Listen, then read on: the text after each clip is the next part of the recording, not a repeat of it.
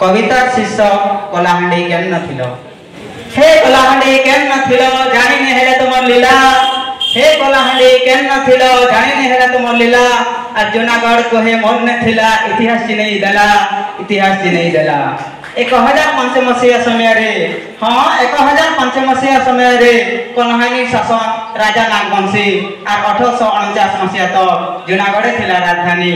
जूनागढ़ थिला राजधानी से समय रे एवं जूनागढ़।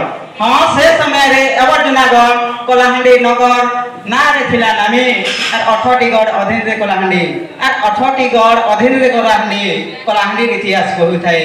कलाहांडी इतिहास कहू थाए 6 कड़ी बंध को 9 कड़ी बगीचा। हाँ 6 कड़ी बंध को 9 कड़ी बगीचा बगीचा नगर थिला और कलाहांडी नगर बा आधुनिक जूनागढ़। हाँ कलाहांडी नगर बा आधुनिक जूनागढ़। जूनागढ़ कलाहांडी इतिहास लेखा।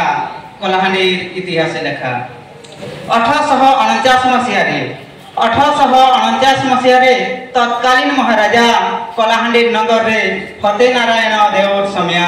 फतेनारायण देवर समया भोमदेव पटना बा भवानीपाटना को। भोमदेव पटना बा भवानीपाटना को कलाहांडी राजधानी बोली ना रखले और माणिकेश्वरी को इष्ट देव भावे पूजा करिबा को लागले। पूजा करिबे को लागले। हे कलाहांडी केन नथिल जानी ने हेला तुमर लीला।